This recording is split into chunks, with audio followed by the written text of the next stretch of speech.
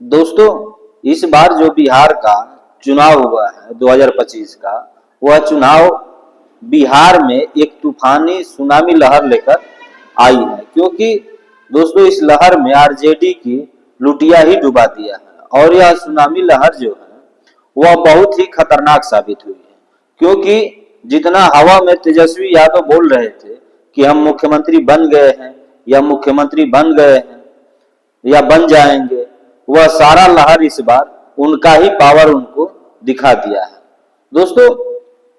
क्योंकि दोस्तों तूफानी लहर हम ऐसे ही नहीं कह रहे, क्योंकि जैसे ही बिहार का चुनाव खत्म हुआ उसके बाद से ही लालू यादव के परिवार में मतभेद का कार्यक्रम शुरू हो चुका था। और चुनाव से पहले लालू यादव अपने बड़े बेटे तेज प्रताप यादव को अपने परिवार से 6 साल के लिए अपनी पार्टी से निकासित कर दिए थे।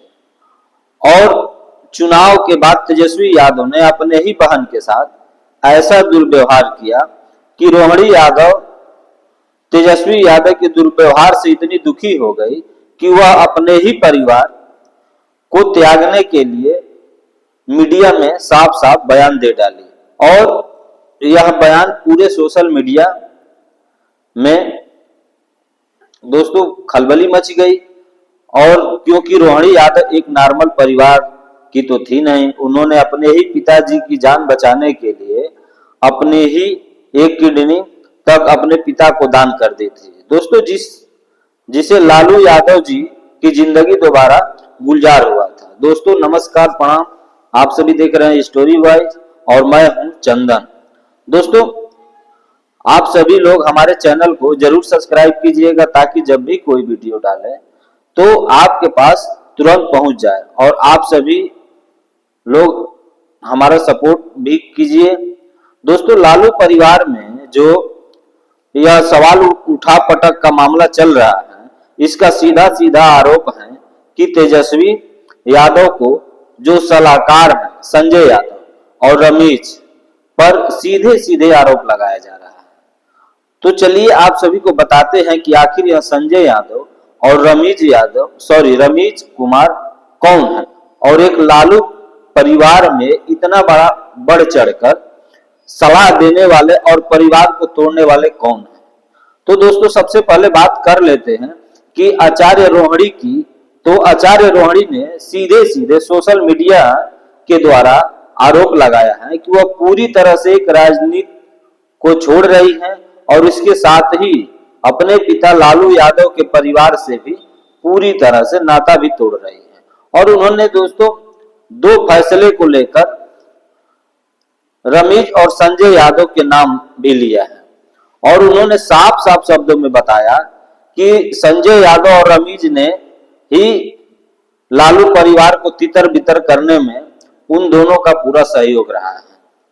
दोस्तों रमेश की बात करें तो रमेश उत्तर प्रदेश के बलरामपुर जिले के रहने वाले हैं और बलरामपुर के पूर्व सांसद जहीर के दामाद भी हैं। और सूत्रों के अनुसार यह भी बताया जाता है कि रमेश तेजस्वी यादव के करीबी दोस्तों में से एक माने जाते हैं, जो क्रिकेट के समय से उनके साथ साल 2016 में रमेश आरजेडी से जुड़ गए थे। और उन्होंने जुड़ने के बाद तेजस्वी के डेली रूटीन और कैंपेनिंग में का काम देखने लगे।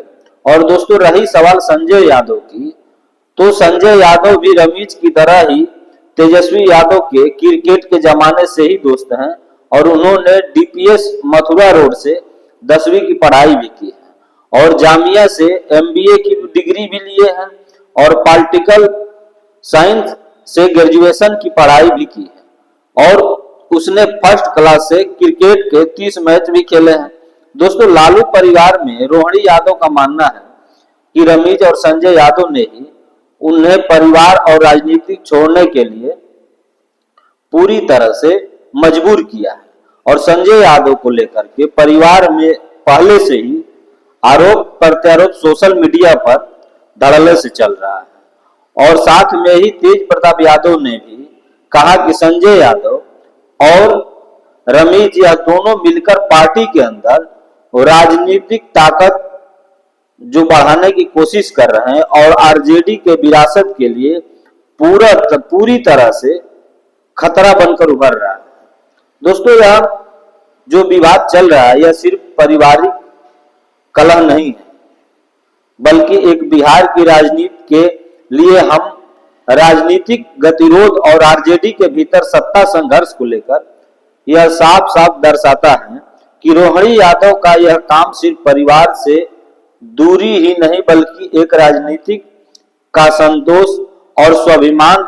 यह विवाद केवल पारिवारिक कलह नहीं है, बल्कि बिहार की राजनीति के लिए अहम राजनीतिक गतिरोध और आरजेडी के भीतर सत्ता संघर्ष को दर्शाता है। दोस्तों, इसीलिए कह रहा हूं कि रोहिणी का यह कदम सिर्फ परिवार से दूरी नहीं बल्कि राजनीतिक असंतोष और स्वाभिमान की प्रस्तुति है और इससे आरजेडी के आंतरिक राजनीतिक माहौल काफी प्रभावित हुआ है और भविष्य में भी चुनाव में रणनीतियों का इसका गहरा प्रभाव भी पड़ सकता है। दोस्तों, रोहिणी आचार्य जो हैं उन्होंने बिहार के सारण लोकसभा क्षेत्र से 2024 की आम चुनाव में आरजेडी के उम्मीदवार के रूप में चुनाव लड़ी थी और उनका चुनाव में बीजेपी के राजीव प्रताप जी के साथ कड़ी मुकाबला हुआ था और जिसमें भाजपा के राजीव प्रताप जी ने आरजेडी के रोहिणी यादव को इस लोकसभा चुनाव में हार का सामना करना पड़ा था।